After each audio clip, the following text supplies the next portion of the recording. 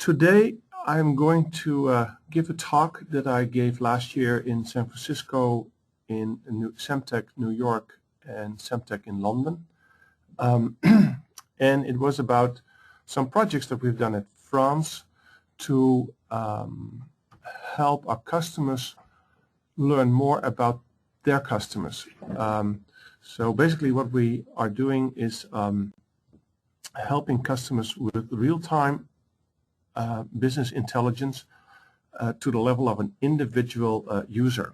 So what I'm going to talk about is this Allegro set, a platform or a pattern, if you will, for real-time tracking of customers. And I will give you a use case from telecom and healthcare. And then I'm going to talk more about the tools that we used in the platform. So we'll talk a little bit about the ETL processes, our event queues, how we apply business rules, how we have a prediction engine, how we do the reporting, and some other things. And then finally, we talk about the process that if you want to create a first version of a platform like Allegro Set, what kind of steps do you have to go through to get going? Yeah. So let's start with the content. So the first project we did was for a company called Amdocs, a $3 billion company, been growing for the last several years. They're the #1 in third-party billing, and they are also very strong in software for customer relation management. And what they typically do is they take care of most of the databases that you need to keep a telecom running. And so they had all this information about customers of a telecom, but they couldn't answer basic questions about customers. For example, if you look at the list that you see on the screen, what you really would like, you have all these IT systems that have basic information about the whole telecom flow, but it won't tell you if your customer will pay your bill. And you also would really like to know whether this person would leave, say, Sprint to go to Verizon when the subscription is up. Or you want to know if the customer has a plan and the plan really fits with the customer.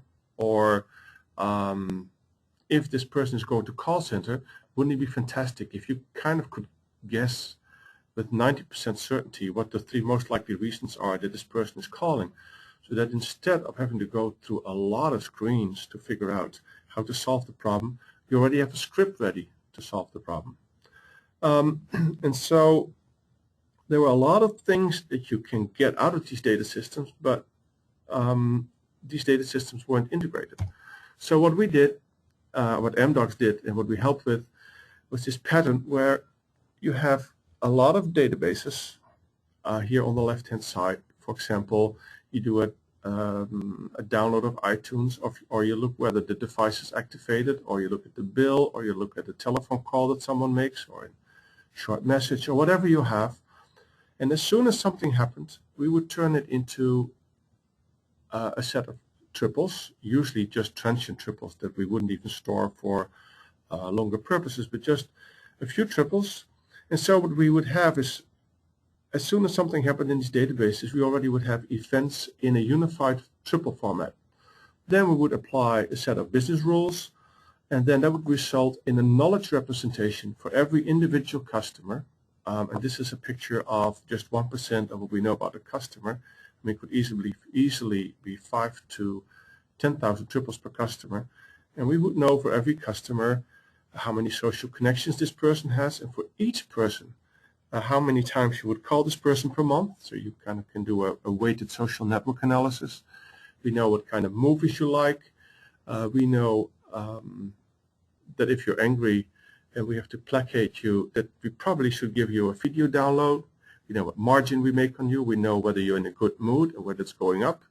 We have your localization data, so we also know where you are in general on a Tuesday afternoon, and we can look at your plan.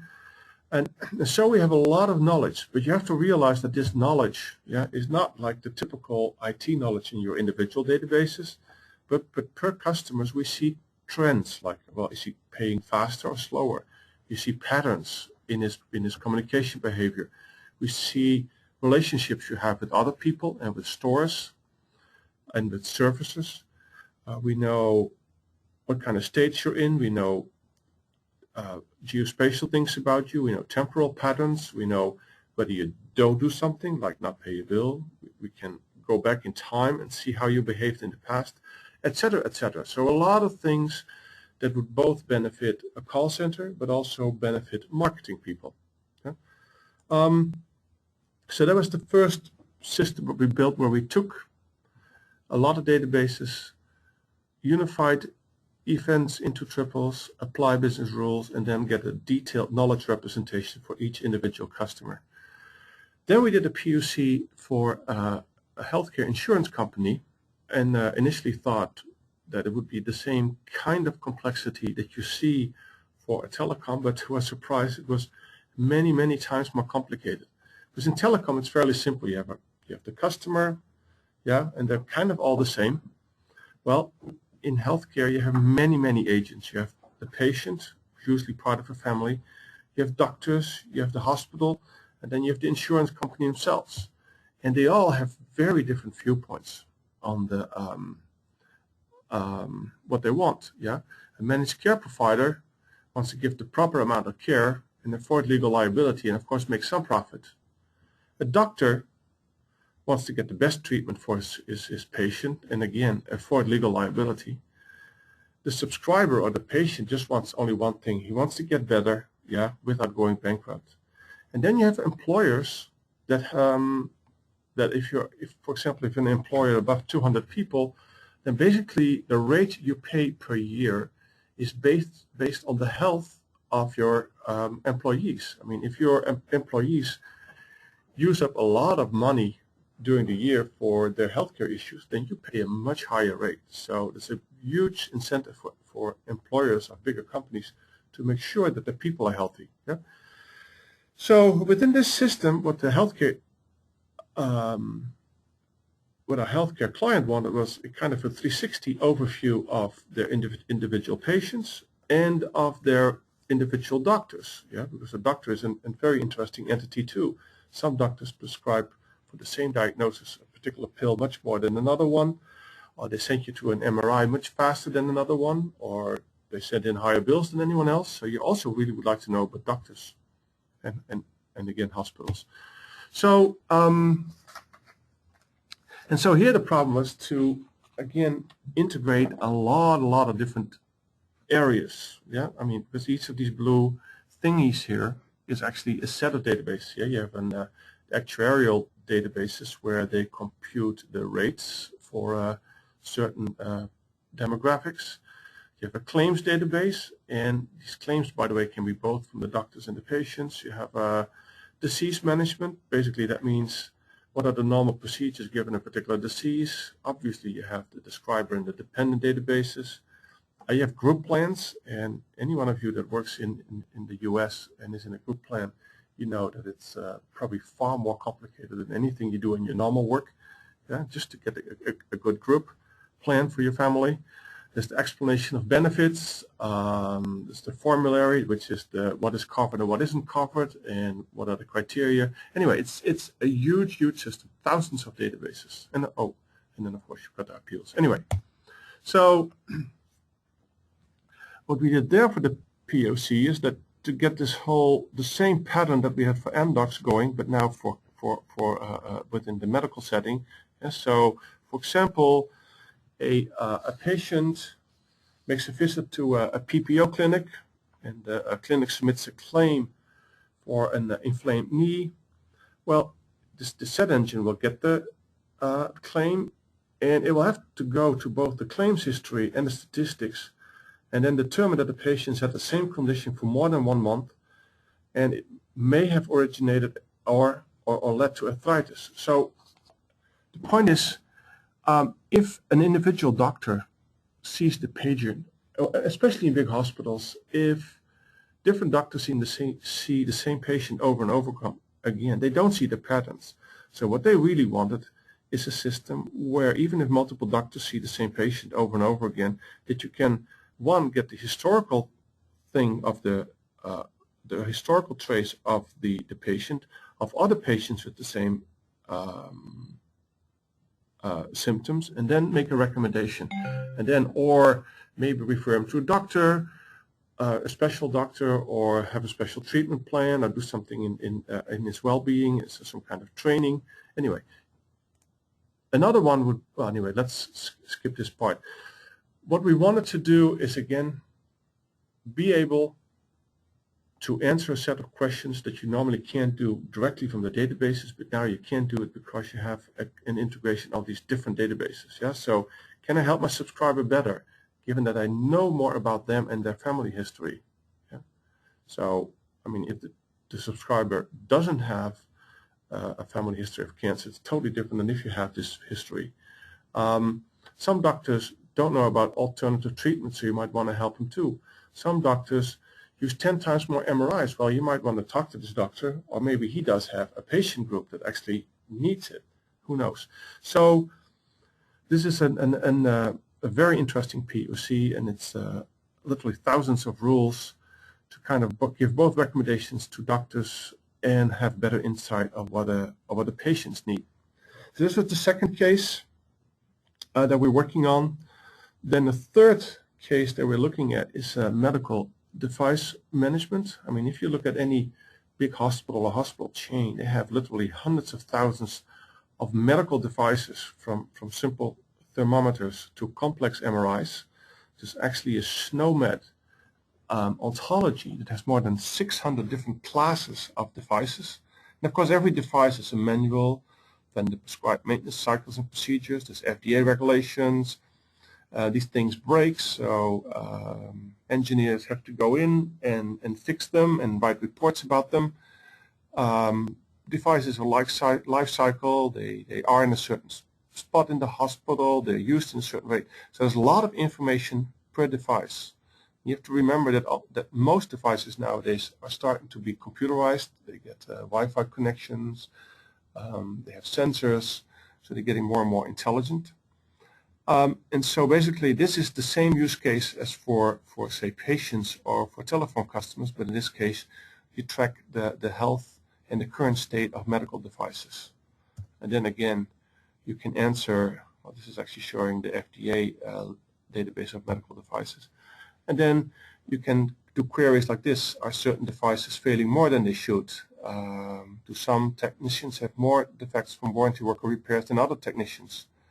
And again, I'm not going to read this whole list to you because we'll make this presentation available. But you can imagine again how you can take the basic knowledge that you have about medical devices and raise it up 1 or 2 levels to get to the really interesting information about a particular device. So that was 3 use cases that we're working on. And let's now go a little bit more to the underlying technology. So this is kind of the flow in these systems. So you start out with the low-level databases or even just flat files where things happen. When things happen, we kind of instantly turn them into triples. So, and what we're actually using for that is a system called Mule, and I'll talk about that in detail a little bit later. Where we have used Mule with specific Allegrograph adapters, including R2RML mappers. So R2RML is a new upcoming standard to transform relational database or tables and columns into triples. So we take things that happen here, we unify them in the form of triples, yeah, and so now they're in a big event queue or enterprise service bus. Yeah, so there's many different kinds of events, but they're all represented as triples. And then we have a set of decision engines waiting that see a particular event come in for a particular, say in telecom, a particular person. You say, oh, I recognize an event for person X. Let me get all the triples from person X out of the database, out of Allegrograph. So now you have them in memory. And then you apply business rules. So for example, when I make a phone call, you look at my social network and say, I call Steve, then it will increase the frequency with which I call Steve. Yeah, and so now I have a stronger connection with Steve. Or something else, I do not pay on the 1st of the month. That is an event that gets flagged. and then what happens is that in the database I go, say, from the status of a really good payer to a regular good payer. So basically I delete the triple, I am a very good payer, and I make a new triple that says I'm a good payer. Then what we also do is we feed some of the information in the knowledge representation about a single user, feed it to a Bayesian belief network. So this Bayesian belief network has a whole, well, it's got a lot of nodes that link together the chances of what you are going to call, well, now what things you're going to call the call center for, given some a priori events. It will look at your behavior, and it will have nodes to predict whether or not you will go into another call center, to another telephone provider, et cetera, et cetera. So it's a handwritten model, but then it gets trained on a lot of empirical data, yeah. And now at runtime, something happens here. You can feed some triples to this Bayesian belief network. It will modify some probabilities, and it will give you back these probabilities as predictions, and these predictions are translated in triples again, and then they go back into the Triplestore, so that if another system like a CRM system needs it, you can get it directly from Allegrograph. Yeah, so this is roughly the pattern. This is another way to summarize the pattern. Yes, so we detect a new event, we turn the event into triples, we recognize the entity and call up all the triples for that entity, we apply business rule, we apply the prediction engine, then that results in deleting and adding up a few triples, and the cycle continues. Okay, so now let's look at the first part of Allegro set of this pattern. Yeah, this particular part where we take information, because if you do these projects, the most of the work is actually in getting the ETL done, yeah, transforming the data, and ultimately. So what we do is in Allegro set is we create an integration pipeline that transforms relational data into an RDF graph. And so we use Mule for that. So the design life cycle for that is you basically do the flow design and testing. In that process you build R2RML triples, mappings, you compose the Mule flow, you do local unit testing. Then once you're happy with that, you build the whole thing, yeah, and you test whether it will work. So you do some deployment, you do testing, and then finally you have a runtime system, yeah, where you can do the JEP scheduling, the error resolution, etc., etc. So Mule is a really cool system. You just go check it out on the web. Just Google MuleSoft, and you'll get there straight away. Literally thousands of companies are using it right away, and the reason they use it is because it integrates with almost every system you can imagine. So if you want to link to PayPal, you can do that. If you want to get information from Facebook, it will help you. If you want to get stuff from Flickr, it will help that. If you need a link to GeoNames, this database at all the places on Earth, well, you can get that too. If you want a link to Oracle, it will help, etc., etc. So it's a long list of protocols that you can connect to. So for example, we use it to interface to IMAP systems, yeah. And well, you can see JDBC or whatever you want. It's all built in. So there's widgets that you can use straight out of the box and start clicking things together. So an example that I'd like to give is, say you have some information about the patient, yeah, patient with lab results, treatments, and diagnosis. Well, let's just focus on the patient thing here, and we just want to create a few triples just for this little table. Yeah, so we want the patient name and date of birth. Now what we do is we create an R2RML mapping. Basically, that's a set of it's a way to specify how to go from a relational table to triples using triples itself. So here you see the triples. Of course, this doesn't say you anything. So here's how we usually represent it in our visual tool graph. And so here you see the map just for this little patient table. So basically we say, well, this map feeds from the logical table patient, and I need to make, for this one patient, I need to make a subject of the triples. Well, so the subject map has this template. So basically, this is the namespace part, and then the patient ID will be the fragment of your new URL. So now we've dealt with the subject of the triples. Then every subject needs a name. So we say, well, there is a predicate object map patient name with the predicate that we're going to use is name from the name. Yeah, and so we do this for all the other ones. And so now we have this pattern. And so now you go into the Mule process designer. And by the way, on the right-hand side, you see a list of things that it actually will instantly connect to. And here you can basically add a number of components together. And normally I go through the entire process, but for today I'll keep it short. Yes, so the components, there's a lot of components that you can use for this I'm giving you. You just do the database query that retrieves records from the data source, and then a logger. And then we have some Allegrograph components. One is the Allegrograph R2RML mapper, and an Allegrograph connector that actually puts results in the Triplestore. So this is how the ultimate flow would look like.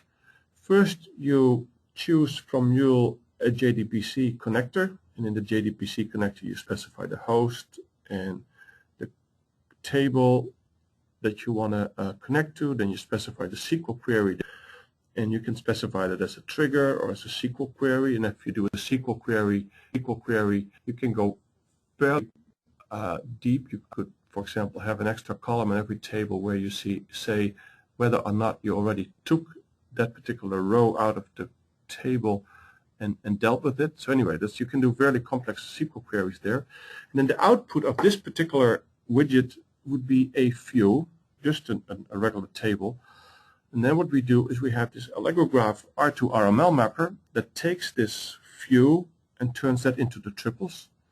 Now, if you want to see whether this is the right triples, you can insert a logger that will show in the Mule display what kind of triples got created. And then ultimately you link the output of that into the Allegrograph connector that will store it into Allegrograph.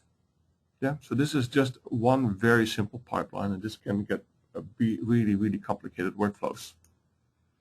And this is how it ultimately will look like in Mule itself.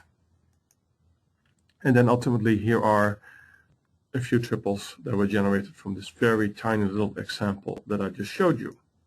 Yeah. So then the other thing, and I won't go too deep in, so you have these triples, now you have to apply rules. Well, there's various ways we can apply the rules. We have most of a complete spin implementation, so you can use spin. There are people that actually do not do the rules directly in Allegrograph, but use drules on the outside. So you take triples out of the relational, out of Allegrograph, you put them into drules, and then you apply your rules in drules. And what we prefer to do is to write the rules in Prolog.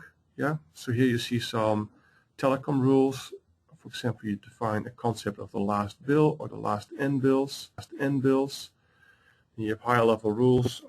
The patient of a payment. So you can say, is there a bill that has a payment date? And when was the actual payment? And then you can compute a particular delay. Then you can compute the delays for the last several days. Then you can look at the last n payments. And then ultimately we can define what a good payer is or not. Yeah. So we have a little architecture where you can apply these rules by name. Okay, so that is how we do the rules part. And then if you wanted to do this yourself, how would you do this? Well, actually Allegro set is a combination of the tools that we provide, including Mule, the Mule connectors, of course, and then it's just also a combination of our know-how and our professional services. And usually what people do when they do this is they want to have a first limited version that they want to build, maybe just in a 3-month period. And we start then usually out with a workshop where we try to figure out what your problem domain is and what you're trying to solve. So, and we use a very old-fashioned object-oriented software design. Yeah, so in a workshop, we would start with describing the application. We would get out of you the use cases that you want to do with the system, so identify the 20 things you want to know about your entity of interest. Then you do whiteboard exercises to model the knowledge, deal with the use cases, and then build your first ontologies and figure out where the data is that support that particular ontologies. And then you start, and this is what happens in the workshop, and then actually the actual work begins, because then you have to start writing the adapters to transform your raw data into triples for the event collector. Yeah. Then you build your first rule sets, and then this is a whole thing in itself to train the prediction engine. This is very specialized work where you have to build a Bayesian belief. If you want to, like a Netica or a Bayesian lab, then you need someone that's specialized to create that model, and then you can train that model using data from Allegrograph, and then you start writing reports, etc., etc. Yeah, so this is roughly how you start if you want to create your own system. And we see a lot of applications all over the place, whether it's visitors of a hospital, in retail, we see it in manufacturing.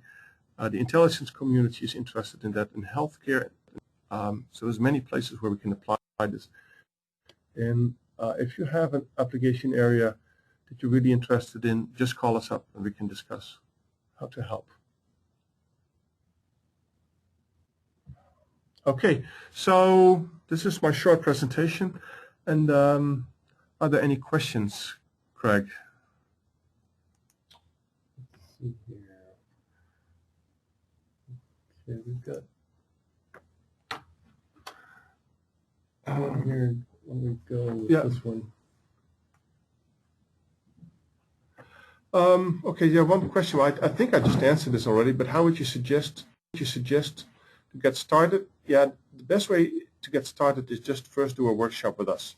Yeah, just see a 3 or 4 day workshop where we go through your application, and then you kind of can figure out if this will work for your organization or not. And then in the same workshop, you also can figure out how long it's going to take to get a first limited version that already is cool enough that you can show it internally in your organization and convince your management that you want to go ahead with something like this. Okay, then some other question. Which BBN do you prefer? Well, if you want to use this, we have experience with Netica, and we know other people that use Bayesian labs. From our perspective, you need a specialist to build the Bayesian belief network yourself. Anyway, we can help with that, and then it's mostly the training part. So it's almost like a parallel project if you do this together with building this, and it definitely can take some time to build a good model. Okay, in case of medical devices, how would the events pertaining to individual devices be mapped in real time? So with medical devices, you have usage data nowadays. Yeah, so the sensors, you can have infusion pumps that actually will tell you how much is used of a certain material and how often it's used. And so you can do that in real time, although for medical devices, real time is not. For medical devices, it's actually a combination of tracking an individual medical device, but you also really would like to know information about the whole class of the device. This infusion pump failing more often than the kind of infusion pump. And you want to look at the repair orders for this particular class of repair pumps instead of looking at the single one. But the single one is also in the system. So you can literally talk about every individual medical device. Okay, next one is what's the main difference between a graph database and Allegrograph? What is the main difference between a graph database and Allegrograph? So Allegrograph is a graph database, but the biggest difference is a graph in Allegrograph. Every node and every link are unique URLs. So if you have in your organization multiple databases, multiple graph databases, but they use the same URL for nodes, it's much, much easier to integrate these various databases and make it easier to manage data sets. So you don't have to have it all in one system, but you can combine multiple databases. Does Mule work for a Mongo database? That's another question. Well, you probably might know, but we already have a direct link with Mongo, so I can do Sparkle queries that ask for objects in Mongo and then continue the query in Sparkle in the Triplestore. I'm almost certain that there is a Mule connector for Mongo, but you just have to Google for Mule and Mongo. We never use that. We did create, by the way, an MarkLogic interface. So MarkLogic is a system. It's the most used XML database out there. And again, we integrated that database, and we have both a Mule interface to MarkLogic, and we can, again, in Sparkle, directly talk to MarkLogic, and then do the remainder of the query in the Triplestore. Last query. I see a lot of new development with Graph. Can you run the basic and power user webcast? Well, yes, we definitely can think about that. Yeah, I would say, well, we have. I don't know if the people on the line know what our tool Graph does, but it's a very, very advanced way to deal with a graph database and to navigate and to do queries. And we recently got some new features. So actually, I think maybe one of the next webcasts we can do a graph demo. Okay, thank you very much. There's more questions, but we'll deal with that in email.